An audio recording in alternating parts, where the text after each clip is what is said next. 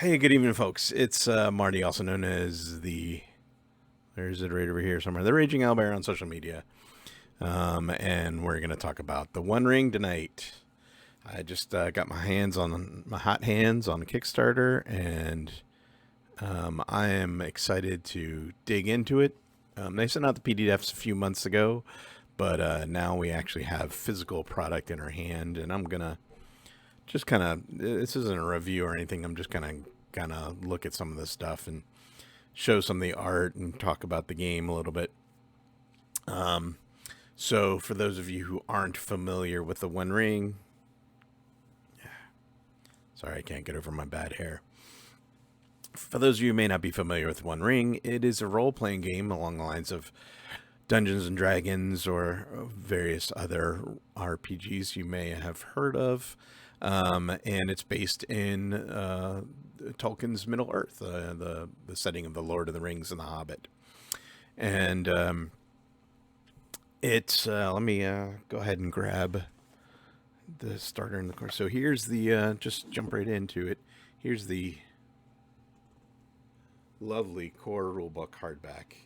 It's a nice thick volume. It's even got one of those fancy little bookmarks. And I'll show you a little bit more about that, but it's really nice. We're gonna get into that, and then this is the I can't get myself in frame. What the hell? This is the starter set, the box set for the sort of introductory player, and oh man, everything's going wrong today. Mic stand's going loose. Audio's going bad. It's just this is what happens when you live stream rather than record. But anyways, the starter set. So we're gonna open that bad boy up. We're gonna look at the core rule book, but we're gonna open up the box and check out some of the box content, and then I'm gonna show some of the art on screen as well.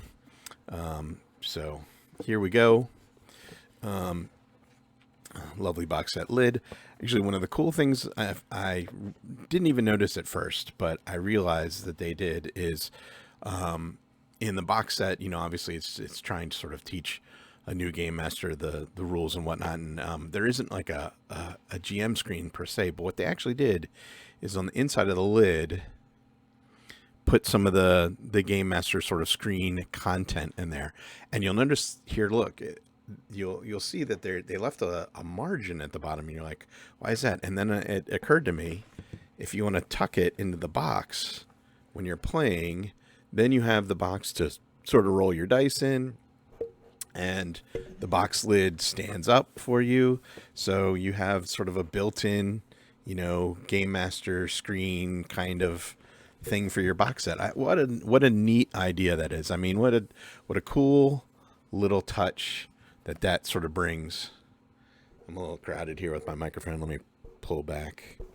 But, it's just a nice little, just a cool idea. I mean, it's one thing to think, oh, let's put some of the content in the lid, but it's another thing to be like, hey, let's make it so that, when you sit the box, it holds the lid up. I'm going to adjust the camera a little bit too, so I can get a little bit more visual. I'm going to back up so I can have a little bit more room to hold up the stuff, because I'm a little crowded. Anyways, back to it. So that's just kind of a neat little feature. I thought that was pretty cool. And inside the box we have, of course, it wouldn't be Lord of the Rings if you didn't have some just amazing maps, and they did not disappoint. I mean, this really giant fold-out poster map, which there just isn't even enough room to show because it's just huge and I can't see. And on one side is the land of Eriador, which contains the Shire and several surrounding countryside, Bree, and basically all the way over to from the Misty Mountains all the way over to the Grey Havens on the coast and whatnot. That's Eriador. And then the other side is actually a close-in view of the Shire. And I will actually, in a few minutes show you, some better views of this, because since I sent the PDFs and stuff like that, I have, of course, digital versions of this, so I can put it up on the screen and show people. But this is really cool. I'm almost sad I don't have 2 copies of this, because and actually in the Kickstarter they sold these amazing cloth versions of the map that I chose not to go for this time, simply because it was just a little bit too much extra cash at a time that I but of course you could put them on your wall. Obviously they're just stunning. So and I don't believe you can, if you didn't get the Kickstarter, I don't believe you can purchase the cloth maps afterwards, which is too bad. But it was one of those things, they have to make that choice. Do I spend that extra money on a wall map? And I decided not to this time, just for cash reasons. You can't get everything. You can't hit every single Kickstarter. So of course, in the set comes your One Ring dice, which are D6s and a couple D12s, because the resolution mechanic involves rolling 1 D12 and then a D6 for each rank of skill. So I'll talk about the skills and stuff like that. But they give you 2 D12s and 6 D6s so that you have plenty for the skill rolls you're going to need. And it's kind of neat because they adapted that sort of advantage disadvantage mechanic that not just D&D uses but other games, where you get an extra die, and that's why there's 2 D12s in the new sets of dice. One interesting thing, if anybody's familiar with the first edition version of the One Ring, the D12s, if you're familiar at all with the game, the D12s have a symbol for Gandalf. They actually are numbered 1 through 10, and have a symbol for Gandalf and a symbol for Sauron. And so the Gandalf obviously gives you like a big success, and the Sauron symbol gives you a failure.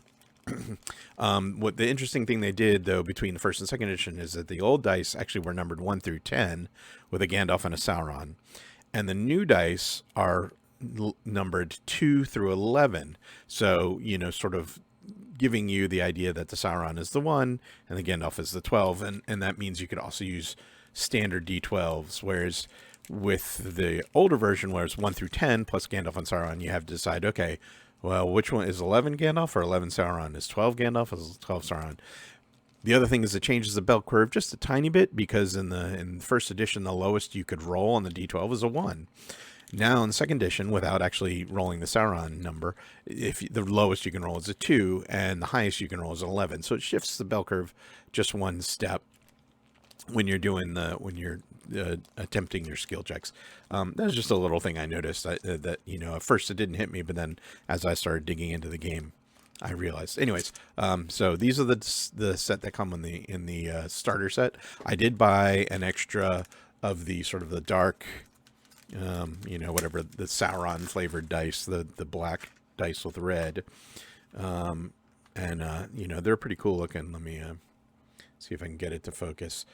Yeah, it's a little dark. I don't know if I can get a better, I should have done that earlier, better light source. Well, it's hard to see in the camera. And actually, one of the things I realized is that me and my old eyes, it's actually a little dark for me.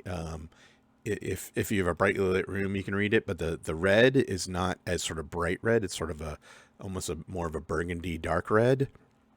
So for me, it's a little more challenging. I think I'll end up using the white dice more, simply because the readability is better with those. So just one thing to keep in mind if you're an old guy or old gal like myself and your eyes are crap. The black dice are a little bit harder to read. I mean, it's minor. It's you can still see, well, and the D6s are fine because the numbers are big, but the D12s are the ones that the numbers are a little bit smaller, and there's a little bit of scroll work on the dice themselves. So, that means the number has to fit in a smaller, because the outer edges have that sort of pattern, scroll work pattern. Actually, you can see it better on the white. You can see like the scroll pattern. Anyway, so there you go, black and white dice.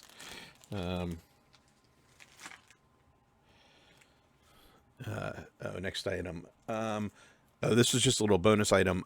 These are basically stance cards and journey cards, and they're just they're not really necessary for the game. They're just like a fun little inclusion. But basically, when you're in combat, you declare your stance, and so it's one of the 4 stances. So you can put that card in front of you with the stance that you've declared, so that you know. There's like what's called open and forward, which are, you're pressing the attacker, the enemy. Defensive, which means you're still in sort of melee, but you're obviously playing a more defensive role, defending and parrying and whatnot. And then rearward, which means you're probably doing bows and ranged stuff like that. So these are little stance cards, and then the other side, the journey card, is just unfortunately, my camera is not good at focusing up. Focuses in on close because it's kind of a wide angle lens. But yeah, you pick one of the 4 roll. You pick one of the roles when you're journeying, and that depends on which skill rolls you do to help the characters, the PCs, reach their destination. So it's just a fun little thing, not necessary, obviously, but just a little extra that came in the starter set with the Kickstarter. Equipment cards. These are kind of cool, actually. So they gave sort of the base equipment cards. They're sort of poker-sized cards, with the picture on the one side, a leather shirt, and then, the other side is like the stats for it. What's the encumbrance level? What's the, description of it? What's the encumbrance level? Man, this thing just will not focus. Yeah, it doesn't do well up close. It's not intended for that. It's a wide lens, but still nice dagger. And then, you got daggers and short swords and spears and axes, and of course bows and clubs, and then, a few leather shirt, leather corselet, mail shirt, coat of mail. And the equipment list is pretty simple in terms of there's not a million types of armor. You have a leather shirt or a full leather, sort of mail, or not mail, full leather, breeches and shirt and everything like that, like full leather armor. And then the same thing, a mail shirt or a full armor. They keep it very simple, and not a million weapon types. You just have a couple different axes, 3 different sword sizes from dagger to longsword, and a club and some spears. But they're keeping it really. The focus is not the combat. It's not intended to necessarily. Not that there isn't combat and that's not part of the game. But it's not about like optimizing your weapon, optimizing your stuff like that. It's more flavor. I mean, there's a little bit of difference between the weapons, but not a whole lot.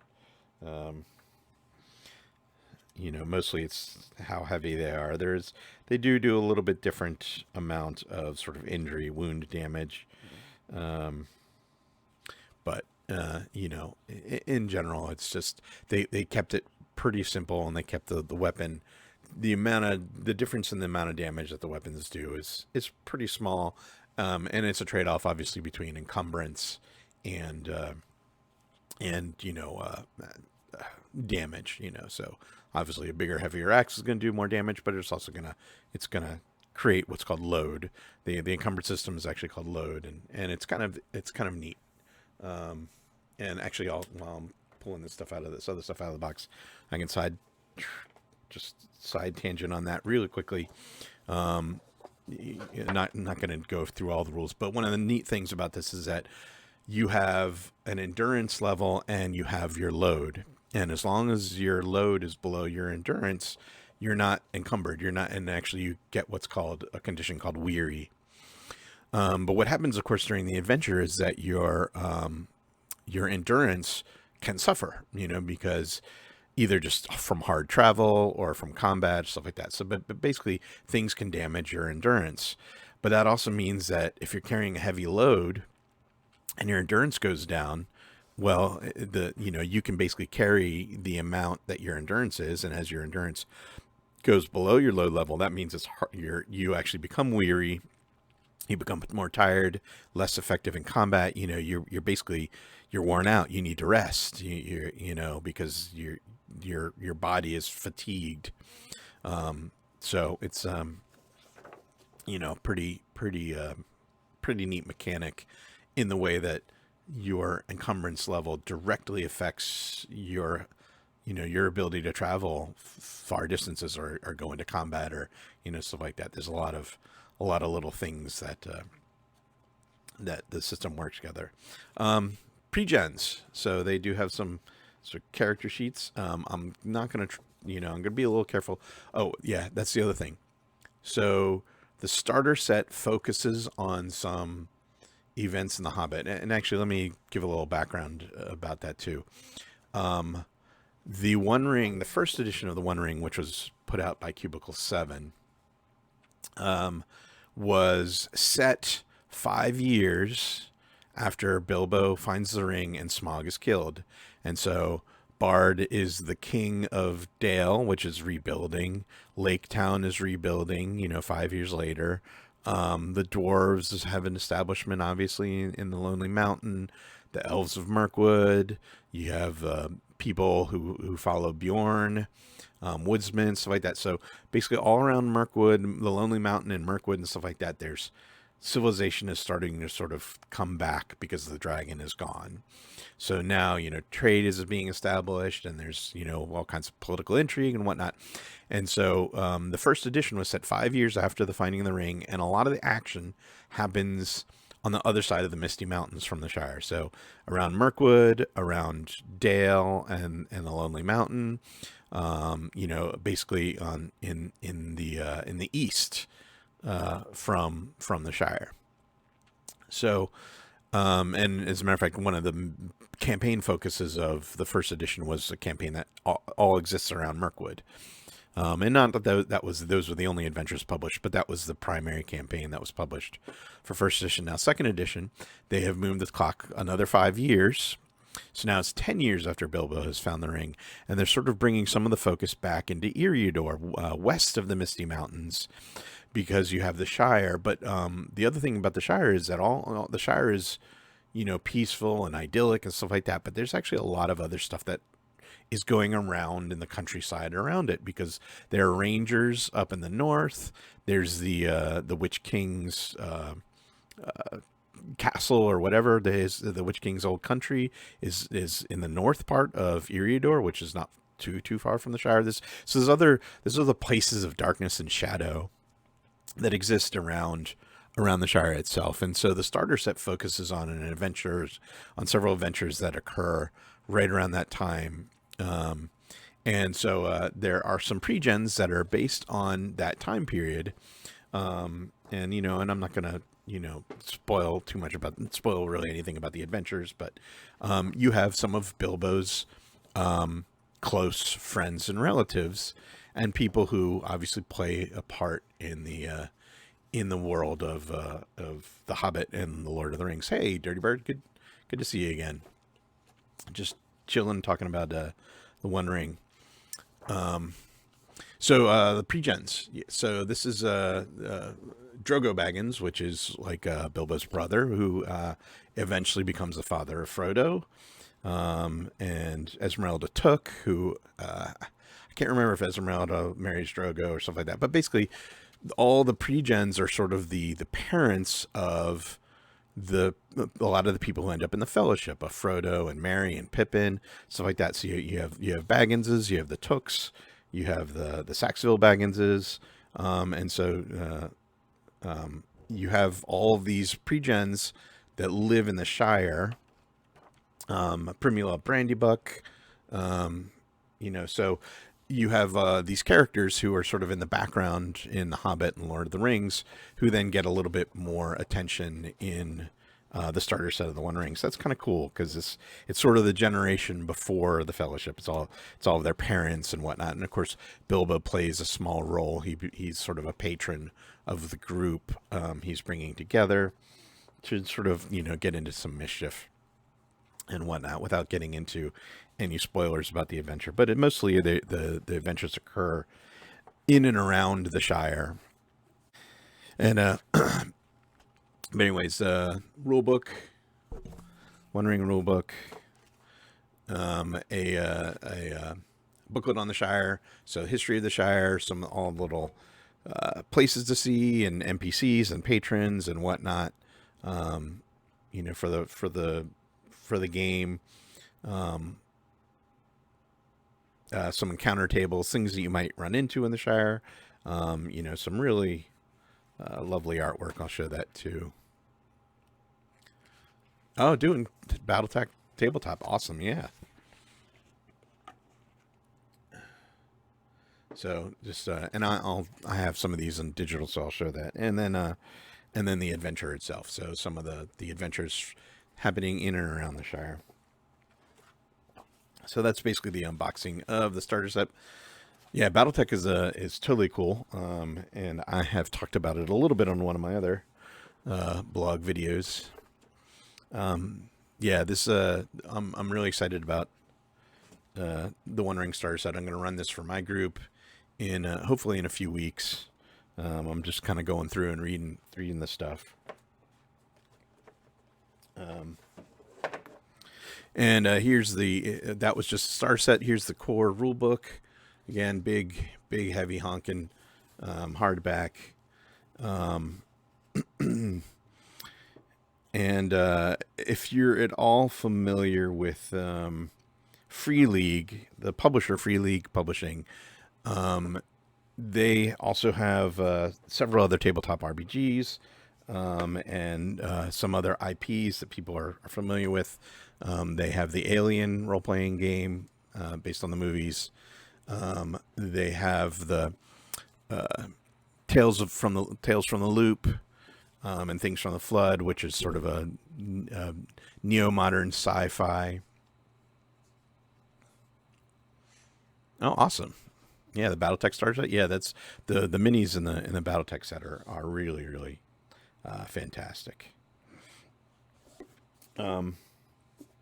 Oh yeah, sorry. Jumping back, and the nice thing about the other thing, the equipment cards. One of the things you can kind of do with the equipment cards too is if you have those little card sleeves, you can just equip your character and say, okay, I'm wearing the helm, I'm wearing the shirt, and I've got a bow and a sword, and then you have your pre-gen character sheet and your book of your little thing of equipment for quick reference. So that's a nice little bonus that was in the starter set. So yeah, getting back to the core rule book, Free League Publishing, who are the folks who do the One Ring and do several other RPGs that have sort of become popular sort of as alternatives to Dungeons and Dragons. They're a smaller indie press, but they've gotten a lot of attention. If you're at all familiar with the stuff that they publish, especially Tales from the Loop, stuff like that, they have this very particular art style. And this is one of the things that I think was sort of interesting between the difference between, say, the One Ring first edition and this second edition book, because they changed publishers. The first edition was actually published by Cubicle 7, who's known for several role-playing games that they've put out. And one of the other favorites that I really like, called the Lone Wolf Adventure Game, based upon the Joe Deaver books, that are sort of the Choose Your Own Adventure books in a sense. Except that the Lone Wolf had its own series and stuff like that. They turned that into a role-playing game, and that's pretty cool. But the one interesting thing about the One Ring and first edition, the Cubicle 7 version, versus the Free League Publishing version, and they took the art direction in a very sort of different direction, and I thought was very interesting. And I'll be honest, I'm not sure which I like better, but I like them both for different reasons. And let me sort of bring up sort of what some examples here. Let me jump to the okay, so this is like they have all these really nice 2-page chapter bumpers in the oh wait, hold on, let's see, interview live scene, full cam. Shoot, I thought I had a thing where my webcam wasn't in view and you could just see the art. But anyways, they have these really nice sort of chapter bumpers that are these, and I guess I can shrink it a little bit. These chapter bumpers that are these kind of cool 2-page, and they're very moody. Like this shows the Shire, but there's like, you know, a little bit of a sort of a shadowy sort of view of the way it looks. And similar, you know, we have let's see here, like I can zoom this out too. So you have the view of sort of the adventurers up here on the tower, but you know, down below, I had this. It's not down below. You know, you have this small, you know, force of orcs that are sort of coming up, or some other sort of foe.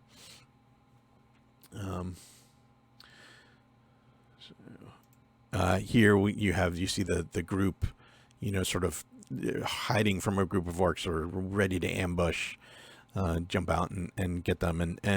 But you'll notice that the style, the art style, is sort of this very sort of kind of shadowy, and it has this I don't know, I don't even know how to explain the style, but it's just got this sort of foreboding feel to it. And so a lot of the let's see, where's the other one? A lot of the art is just like that all throughout the book. It's this, and then of course they do have some smaller like art pieces. They have these sort of vignette pieces within the book, which are just these sort of black and white line art illustrations that appear throughout the book, and they're pretty awesome. Let me shift that over a little bit. You know, we have this really cool dragon, and they're exploring these ruins, and you know, some undead coming out of sort of a crypt. And we have some orcs. Oh, why is that not? Let me move that up a little bit. Some orcs fighting some people. We got a dwarf sitting on top of his victorious battle and whatnot. So they definitely went in a pretty cool direction, especially with the line art and whatnot in this version. Now, to sort of show you a contrast, so that, like I said, those are sort of the new versions in the second edition, with all that sort of that shadowy look to it, you know, that very interesting style. And if we go back to the first edition, we have a little bit more of a sort of a, I don't want to say serene, but they went for these kind of idyllic views. Let me shrink that over a little bit. Yeah.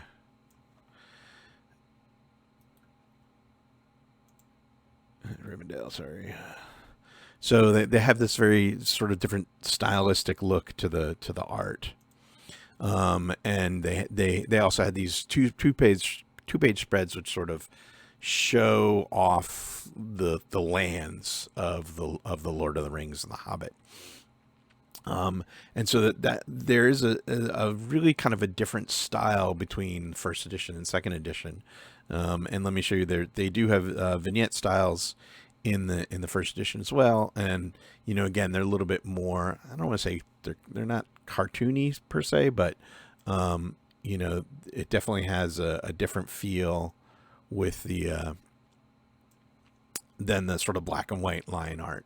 And, you know, and I really like the artists that they had for the first edition, and they even got some of the original Lord of the Rings artists. Well, the people who are there, Alan Lee and John Howe in the 80s and 90s were very well known for their Lord of the Ring arts. They did book covers, they did the calendars, they did stuff like that.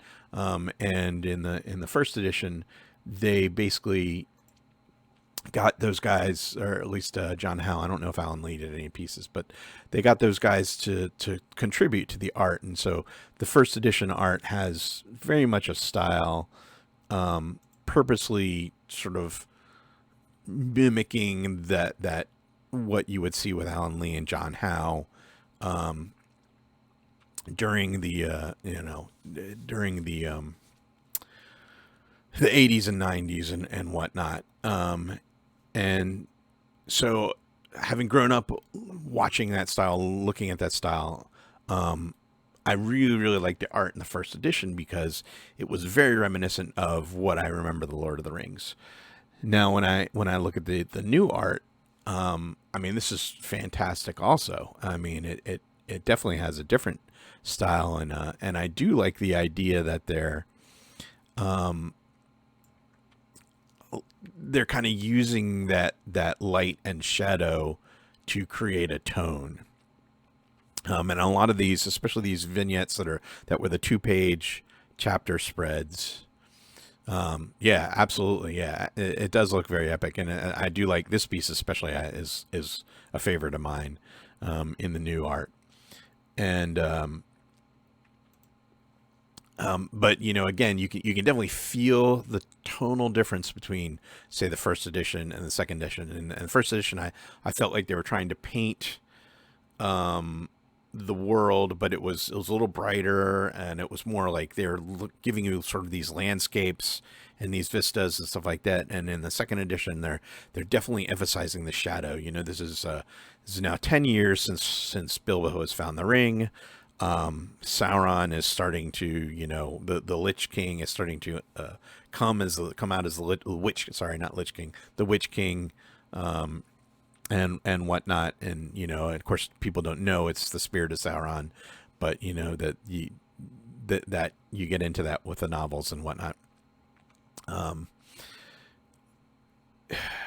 Where was I going? So, Free League and Free League is very well known for this sort of for their sort of moody art styles. Their other RPGs have this very look. So, I really do like it, but it's interesting because I feel torn between the sort of John Howe style Lord of the Rings versus this sort of more shadowy version of the artwork. But the art in the book is like clearly beautiful. And getting that, let me take a look at the maps for a second. This is actually, just for comparison, I'm going to show the first edition, the player map in the first edition. Now, they made this map pretty much very reminiscent of the book jackets. So when you get the Lord of the Rings, especially if you get a fancier version, you open up the front covers and there's the maps within the books. And so they wanted to go very much for that style in the first edition of looking like that map that when you first open, your hardcover or even the softcover Lord of the Rings, which has the softbacks, which had the map in a much smaller. So, but when you looked at the hardbacks, you had these lovely maps that have all this detail about, where the group is gone, and you have the Shire and Rivendell, and you can see all the whole sort of journey that they took, and here to the Lonely Mountain where they have to fight the dragon.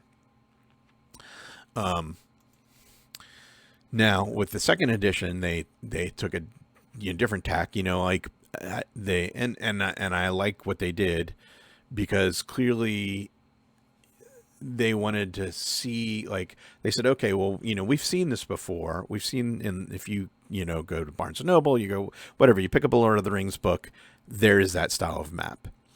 But we wanted to give something a little bit more bang. So let me pull up the let's go first. Let's do the Eriador map first. So this is the lands around the Shire. So the Shire is here, kind of in the middle. And this is the Grey Havens, where they sort of, if at the end of the Lord of the Rings movie, they sail out of the elves and Frodo sail out of the Grey Havens. The Shire's here in the middle. Here's the Misty Mountains, where you would have Moria and stuff like that. And of course, Mirkwood and all the stuff that happens. The Lonely Mountain, all that stuff is on the other side of the Misty Mountains, which they focused on in the first edition. In the second edition, they're bringing it all really back to the Shire and talking about like some of the lands that are surrounding the Shire. And like, this is the area, of course, where the Witch King of Angmar, ruled in ancient times, and the Witch King was like a servant of Sauron, or possibly an aspect or avatar of Sauron. And of course, with Sauron's power growing, these places of shadow are going to get, dangerous again. But the other thing I really like is the way they kind of did these maps in the old style, where they have these little sort of vignette insert pieces. These are really cool. I think they're a great idea. You see these in old-fashioned postcards and whatnot, and old maps as well. So this is of course the door into Moria, which they had to say the magic elfin words to get into. And some of the ruins that are around the Bridge of Tharbad. So there's a story behind that. It's just, well, and that's the thing, is the Shire used to be part of an ancient kingdom, the kingdom of Arnor, which basically the kingdom fell, and basically, but the Shire was kind of left, while the rest of the kingdom sort of crumbled. The Shire was sort of in its little idyllic bubble, and so it continued on and whatnot. So there's a lot of ruins and a lot of sort of ancient things. Of course, you have the dwarves in the blue. What is it? The Blue Mountains over here. That's where some of Thorin's relatives, basically lived after they got booted out of the Misty Mountain, where Smaug was and whatnot. And here's some more of the vignettes. Bree, and whatnot. Oops. The ruins at Weathertop. So these maps are just really, really beautiful. And like I said, in the Kickstarter, you could actually purchase like these really big cloth wall maps if you wanted to, but they were just a little bit too pricey for me, which is unfortunate because they are beautiful. But like I said, the starter set has a really nice poster map of this. Oh, anyway, it's over here somewhere. But the poster map. So even if you buy the starter set, you have a, you could put it in like on a wall poster frame, and it would look really nice. So that's the Eriador map, and then of course they have a big Shire map as well that shows, all the places of interest, the different farthings, East Farthing, North Farthing, South Farthing, and of course Hobbiton sort of in the middle here, where Bilbo and Frodo live, and then you kind of have the Tookland and the Brandybucks, Brandy Hall and Michael Delving. And over here the Old Forest and stuff. So, oh yeah, there's Buckland. So you have just this really, and this of course is on the opposite side of the poster map. And if you went to the Kickstarter, you could buy purchase the cloth map of that as well. So yeah, I mean that's basically the contents of the box set. And it's really nice. I mean, it just looks fantastic. I'm really excited to get to play this, hopefully with my group fairly soon. So, and it's a nice sort of change from D&D and whatnot. So let me talk a little bit about that. I'm not going to go through all the core rules and stuff like that, but just so people who might be familiar with the way D&D plays, they can kind of give them an idea of how the One Ring differs. Let me grab one of the characters. Oops.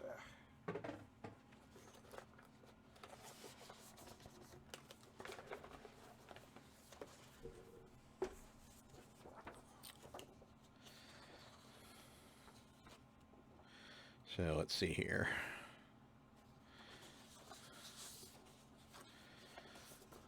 So we have here's a character sheet for Paladin Took, and that's actually I think Pippin's Father, let's see. I think because yeah, Merry is a brandy buck. Pippin is a took. So I think Paladin ends up being Pippin's dad in this. So this is a younger version. And as I said in the adventure that features around the Shire, the idea is that Bilbo has gotten some. He's come back from the Lonely Mountain. He's writing his memoir. Sorry, let me grab something I felt dropped on the ground.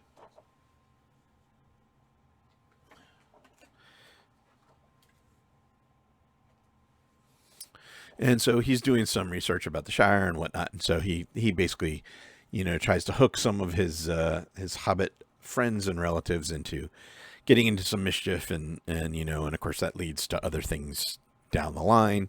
And Bilbo kind of becomes a patron of the characters in the starter set. So when you're introducing your friends to the game, you give them all these hobbits. In the larger game, of course, you can play the humans and the elves and stuff like that. But the starter set focuses just on the Shire and the hobbits. So you have a group of hobbits that go out adventuring, and if you're at all familiar with D&D, it has 6 major attributes. Strength, constitution, dexterity, wisdom, intelligence, charisma, and all the skills are based off of those 6. Well, in the One Ring, they kind of simplified it. Yeah, you can't really see, but yeah, you basically have strength, heart, and wits. And strength encompasses like everything. It can be physical strength, but it's also your endurance and your prowess and your athletic skill and stuff like that. So depending upon how you sort of focus your skills, it can mean different things. Now, heart is also like in a way, heart is like a charisma thing, but it's also your courage. So it does affect the way you are in combat as well. It affects how much like endurance you have in terms of like traveling, like going, if you have a lot of heart, that means you can, if you're out on the road for a long time and the journey is becoming very rough, well, your heart is kind of like that mental strength as well as physical strength that keeps you going, that keeps your drive going. And then you have wits, which of course is not just your smarts, but how you deal with other people. It's also sort of charisma based. You persuade, but it's also if you're quick thinking, or and so each of the strength, heart, and wits have skills associated with them. Like strength has the like awe skill, which is like a presence. Athletics, of course, is pretty self-awareness. Awareness, which it keeps you, it's not just mental acuity, but because you're fit, you have this kind of awareness to it. Hunting skill, the song skill, the craft skills, just physical skills, as well as combat proficiencies such as axes and bows and whatnot.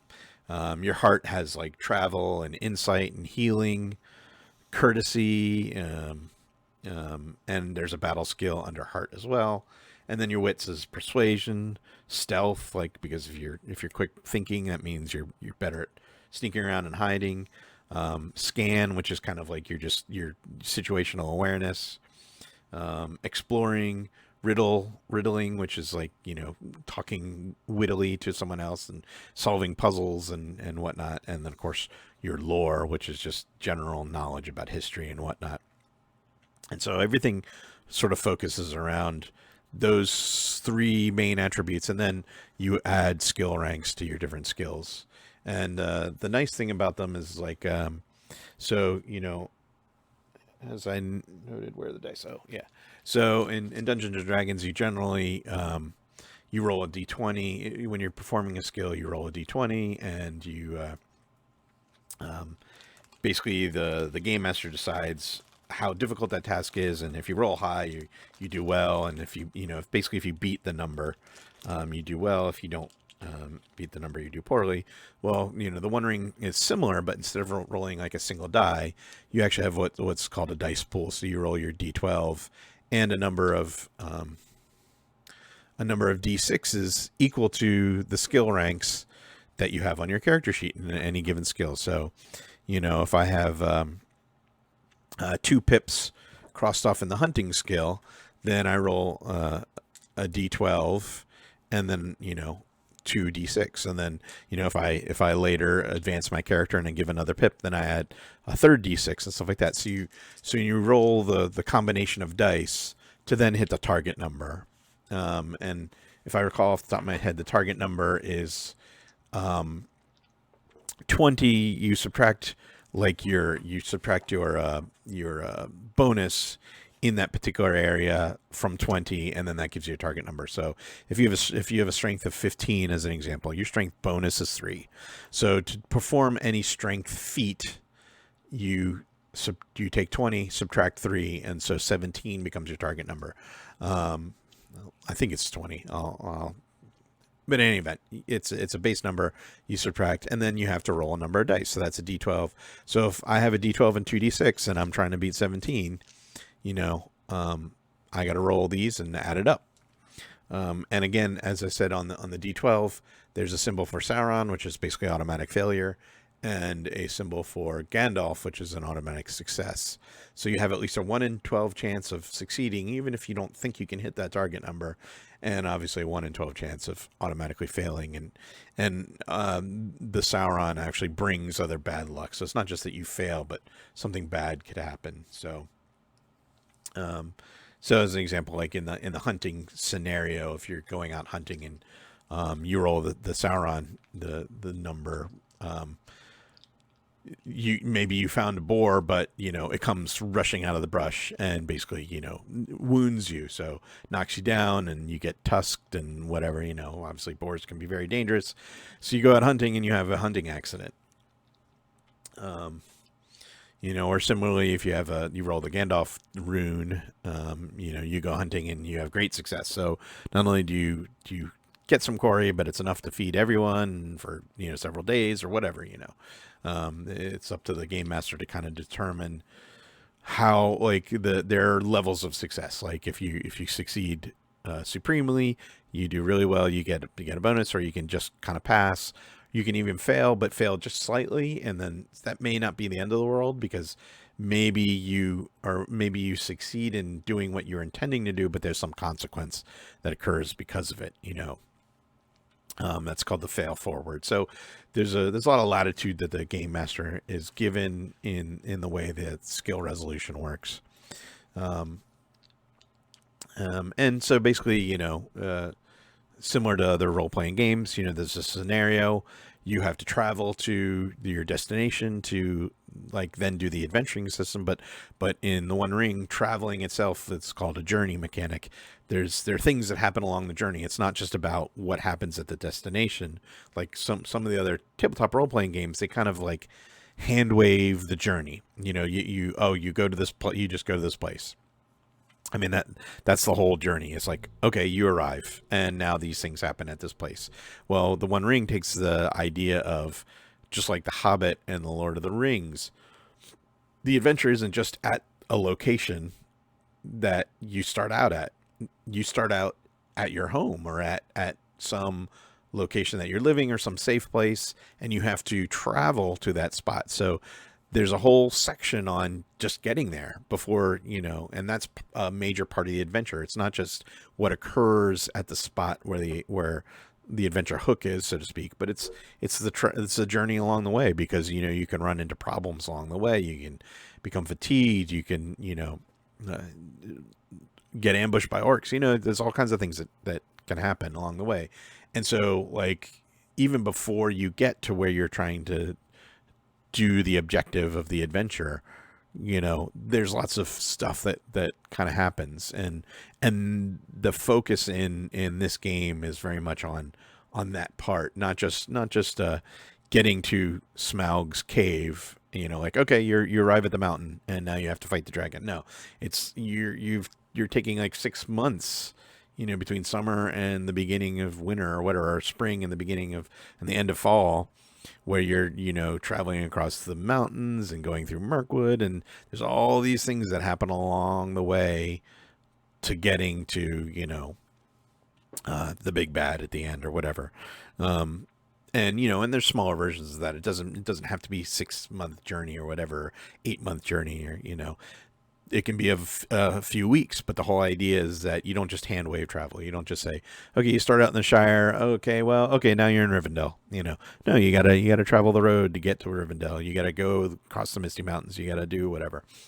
So that's actually one of my favorite, I think, aspects of this game, is that it takes the stuff that gets often just sort of ignored in other role-playing games and makes it a part of the adventure. And and that's very much in the vein of the books and the novels, and of course the movies too. But so that's kind of the overview in a nutshell of the game. Yeah, you can look for it on your store shelves on Amazon soon or whatever. But yeah, the Kickstarter is still shipping, so it's not, probably isn't in retail a whole lot just yet, because all the backers from the Kickstarter are still getting their copies, as I'm here tonight. But that's happening pretty quickly now, and retail is going to have these. And so if you're interested in role-playing games, tabletop, this one is just a lot of fun. It has combat, but it's not as combat focused as something like Dungeons and Dragons is. It has just stunning art. The rules look like a lot, but actually the core rules, if we go back to, sorry about that. Where's the booklet? Yeah.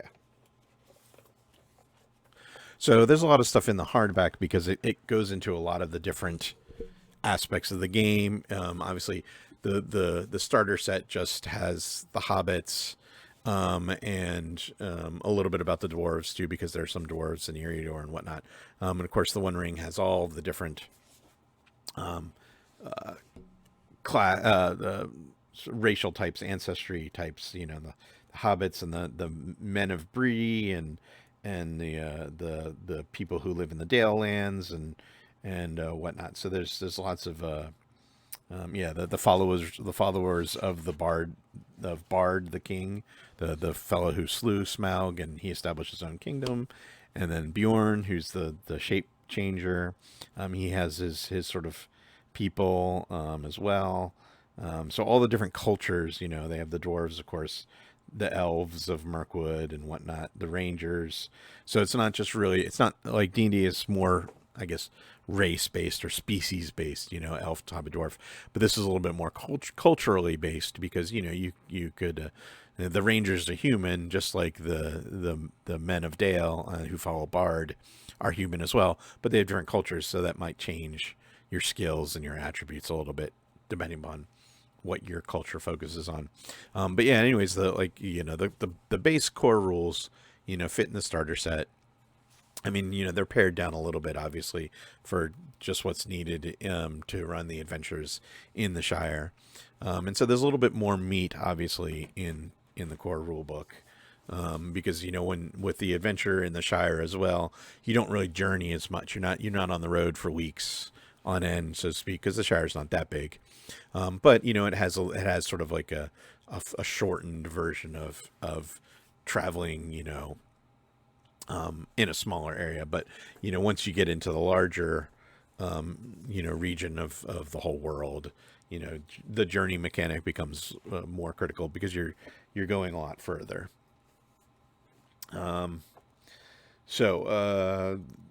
The one other thing, interestingly enough, the first edition had this too.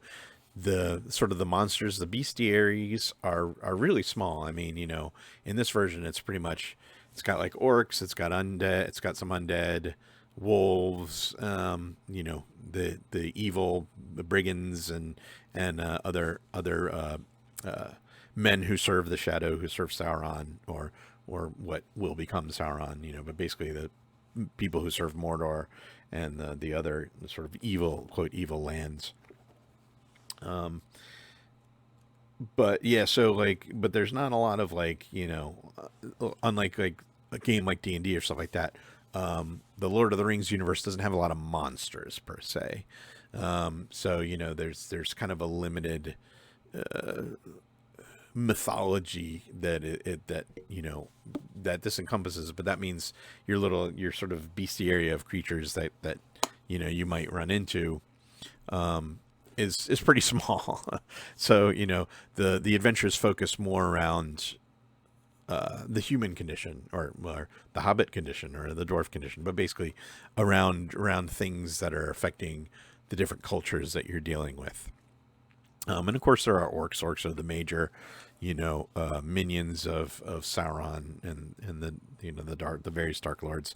And the first edition had the spiders of Mirkwood and some other things of Mirkwood. And the second edition doesn't actually have the spiders in it, which I was a little surprised. Because they're sort of focusing so much on the Shire, they left some of the content from the first edition out. But that did surprise me because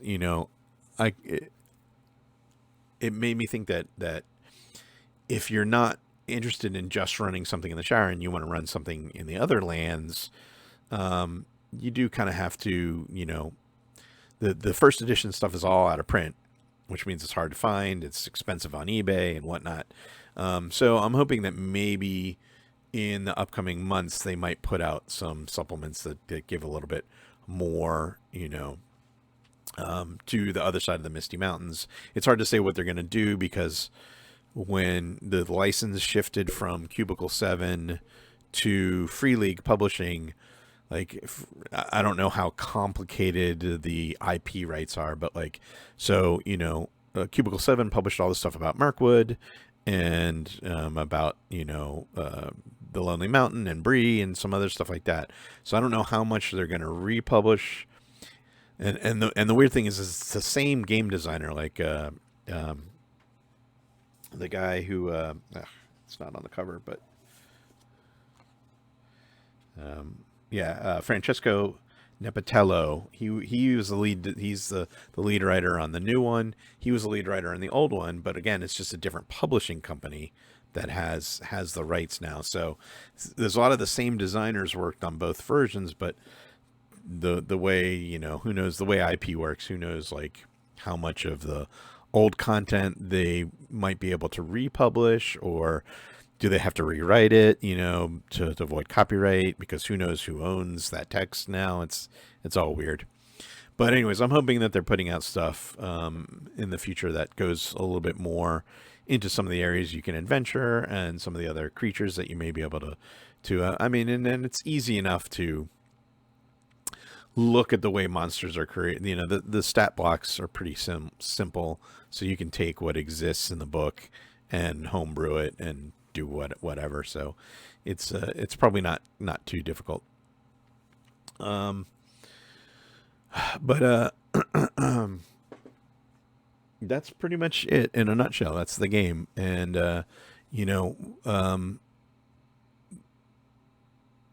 hopefully there's going to be more coming out.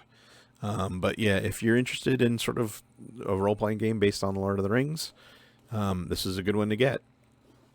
Oh, the other thing I remembered, in first edition they had a D&D, essentially a version of the One Ring, but that used the Dungeons and Dragons and mechanic, and that was called Adventures in Middle Earth, as an example. And so this is one of the books. This is actually the Mirkwood adventure. They haven't published a version of this based on second edition. I would think if they put it out again, it will probably be pretty similar to the first edition stuff. Some of these, this is also out of print, but if you're familiar with D&D, some of these books can still be found on eBay. The prices are getting a little ridiculous, but some of this content is still out there. The old One Ring source books are impossible to find, but some of the Adventures in Middle Earth ones, which again, what they did is they just took the Dungeons and Dragons mechanics and adapted the One Ring stuff into sort of the D&D 5th edition style mechanics. So if you're at all familiar with D&D, you could pick these Adventures in Middle Earth books straight up and you will know how to play the game. I mean, they're basically the same. It's a little bit lower powered. There isn't magic in the way that there is in D&D. You're not casting these world-breaking spells. So it's definitely lower powered, but it's the same mechanical. So anyways, that's been my unboxing and first look at the One Ring. I've gone on about an hour, so I'm gonna shut this stuff down and get it uploaded to YouTube. And but I've been Marty. I'm Raging Owlbear on social media. So check out my blog. I talk about D&D a lot, but I'm gonna be talking about One Ring more. Probably posting some stuff about my game when I get around to it. I'm hoping to do that soon because I'm wrapping up my D&D group and the current adventure. So, hopefully I'll have a lot more to say about the One Ring as I get into it. And now I'm going to look into the mechanics. I haven't really read all the books yet, so I may talk about some of the mechanical changes and whatnot as well. But that'll be another date if people are interested. And anyways, have a good night or a good day, whatever time you happen to be watching this later. And I hope you've enjoyed the video, and I hope you check out the One Ring because it looks pretty cool. Anyways, talk to you all later. Bye-bye.